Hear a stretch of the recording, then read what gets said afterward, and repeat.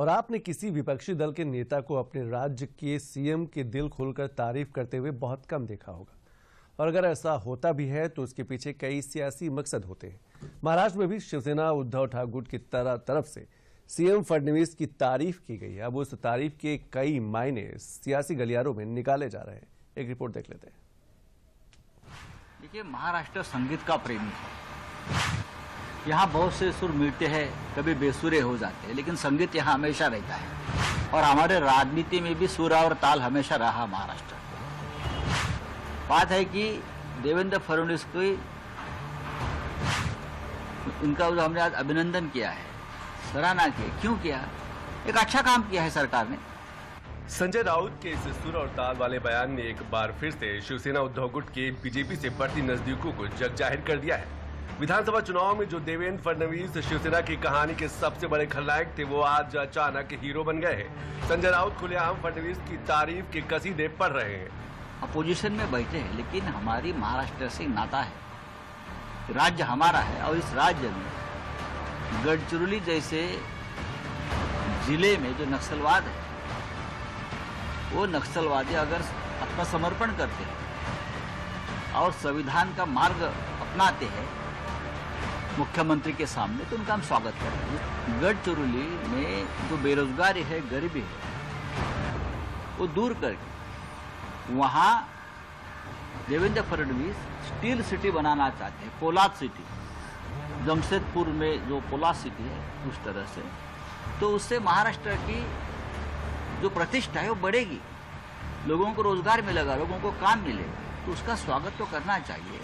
दरअसल महाराष्ट्र के मुख्यमंत्री देवेंद्र फडणवीस ने नए साल के पहले ही दिन नक्सल प्रभावित गढ़चिरौली जिले का दौरा किया, जिसके बाद शिवसेना के मुखपत्र सामना में मुख्यमंत्री देवेंद्र फडणवीस की जमकर तारीफ की गई।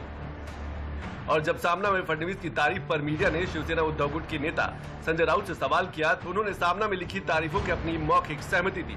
सामना एक अखबार है, शिवसेना का मुखपत्र जरूर है, लेकिन सामना की परंपरा रही है, चाहे घोर विरोधी हो, उसने देश के लिए और राज्य के लिए और समाज के लिए अगर कोई अच्छा काम किया है तो जरूर सामना उसकी सराहना करता है, उसका अभिनंदन करता है, उनको काम को उठाता है, जनता के सामने लाता है। ये परंपरा शिवसेना प्रमुख बालासाहेब ठाकरे जी से आज तक चल रही है, तो उसमें आप राजनीति मत देखिए। शिवसेना के अचानक से बदले इस रवैये ने अब महाराष्ट्र की सियासत में कई सवाल खड़े कर दिए हैं। सवाल है कि क्या बीएमसी चुनाव से पहले महाराष्ट्र की सियासत में बड़ा बदलाव होगा? क्या उद्धव की शिवसेना बीजेपी के साथ आने वाली है? क्या उद्धव ठाकरे फिर से बीजेपी के सहयोगी बनेंगे? संजय राउत के फडणवीस की तारीफ वाले बयान को महाराष्ट्र की सियासत में किसी बड़े उलटफेर का संकेत भी माना जा रहा है। सियासी संभावनाओं को बताने से पहले आपको सामना में क्या लिखा गया है वो भी बताते हैं। सामना में लिखा कि गढ़चिरौली में गरीबी की वजह से नक्सलवाद बढ़ा, इस संघर्ष में केवल खून बहा। मुख्यमंत्री गढ़चिरौली में इस तस्वीर को बदलने का निर्णय लेते हैं तो हम उन्हें बधाई देते हैं।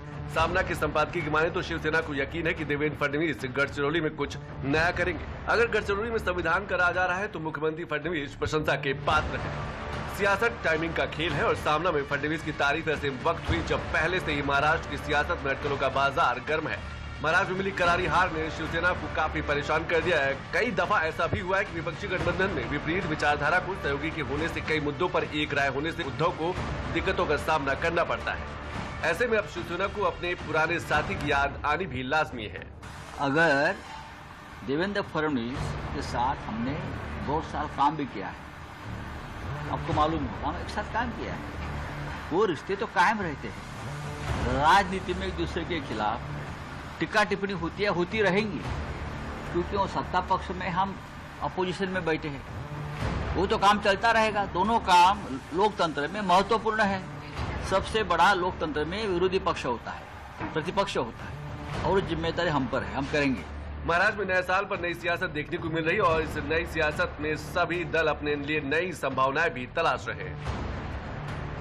दरअसल शरद पवार और अजित पवार में सुलह की अटकलें हैं। शरद पवार से दिसंबर में अजित पवार मिल चुके हैं। अटकलें ये भी है कि उद्धव ठाकरे और राज ठाकरे एक साथ आ सकते हैं। उद्धव ठाकरे विपक्षी गठबंधन से नाराज चल रहे हैं। चुनाव के नतीजों के बाद उद्धव ठाकरे को बीजेपी के साथ छोड़ने का पछतावा है। सियासत की दुनिया में संभावनाओं का द्वार हमेशा खुला रहता है। सियासत का पहिया घूमते देर नहीं लगती। महाराष्ट्र की सियासत में तो वैसे भी उलटफेर का इतिहास रहा है।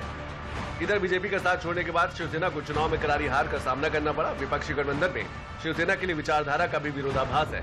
वहीं बीजेपी और शिवसेना करीब एक जैसी विचारधारा वाले दल माने जाते हैं। इन तमाम संभावनाओं के बीच महाराष्ट्र की सियासत किस ओर करवट लेती है, ये देखने लायक होगा।